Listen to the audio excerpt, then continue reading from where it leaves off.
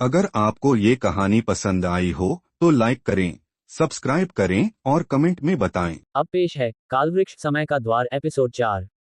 जब समय की शाखाएं टूटती हैं तो वो सिर्फ पत्तियां नहीं गिराती, बल्कि यादें, आत्माएं और असलियत को भी गिरा देती हैं। अब कहानी विवेक के बाद एक और चेहरे पर पहुंची श्रुति, नेहा की छोटी बहन जो सच जानने गांव आई थी। श्रुति के पास नेहा की एक पुरानी डायरी थी जिसमें आखिरी पन्ना लिखा था, अगर मैं वापस ना आऊं तो कालवृक्ष से दूर रहना। पर बहन की चीखें यादों से बाहर नहीं निकलती। श्रुति पहुंची उसी सुरंग में जहां घड़ी रुकती है और हवा बोलने लगती है। श्रुति को सुरंग में एक लाश मिली जिसके हाथ में एक डिवाइस था और उस पर एक वीडियो चला जिसमें विवेक चिल्ला रहा था, वो पेड़ समय को खा रहा है, कोई मत आना। फिर अचानक दीवार पर उभर आया, दीवारें धड़कने लगीं और जमीन से निकली जड़ों जैसी काली छायाएं। श्रुति को दिखी आत्माएं, नेहा, विवेक और कई अनजाने चेहरे। वे सब फुसफुसा रहे थे, हम समय के बाहर हैं और तुझे बुला रहे हैं।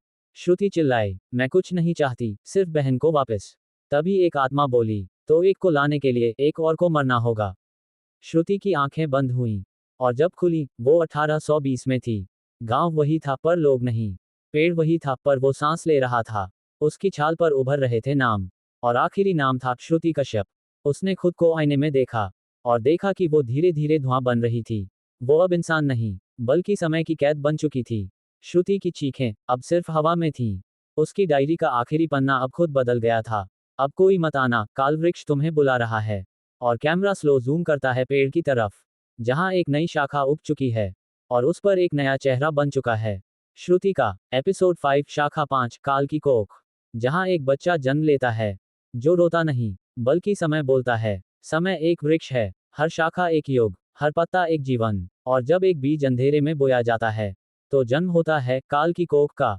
श्रुति के गायब होने के 1 महीने बाद गांव में जन्मा एक बच्चा, पर वो रोया नहीं, उसकी सांसों में बस गूंजती थी घड़ी की टिक टिक। उसका नाम रखा गया आर्यन। पर डॉक्टर बोले उसके दिल की धड़कन में समय उल्टा चल रहा है। हर दिन उसकी उम्र घट रही थी, जैसे वो भविष्य से पैदा हुआ हो और अतीत में जा रहा हो। एक रात आर्यन ने पहली बार मुंह खोला, पर शब्द नहीं बोले, बल्कि बोला, वो लौट रहा है तांत्रिक। गांव में फिर से दिखा वो पेड़, पर अब उसकी शाखाएं आसमान तक नहीं, जमीन के नीचे बढ़ रही थीं और हर शाखा के नीचे एक आत्मा दबी थी। आर्यन जब भी सोता उसके सपनों में एक स्त्री दिखती, श्रुति, जो कहती, मैं तुझे समय के बाहर से देख रही हूं। एक रात आकाश लाल हुआ और पेड़ की छाल फटने लगी। उसके अंदर से निकली एक धुंधली आकृति, तांत्रिक, जो अब आर्यन के अंदर समा चुका था।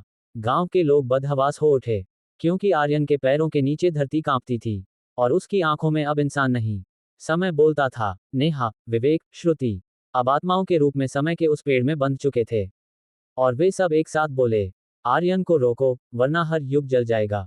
पर देर हो चुकी थी। आर्यन ने कालवृक्ष को छू लिया और हर जगह घड़ी की सुइयां उल्टी घूमने लगीं। लोग गायब होने लगे, पहले इंसान, फिर इमारतें, फिर खुद समय। अब केवल एक ही चीज बची थी, पेड़ और वो बच्चा। आर्यन की आंखें बंद हुईं और उसने कहा, अब अगला बीज तुम हो जो ये सुन रहा है।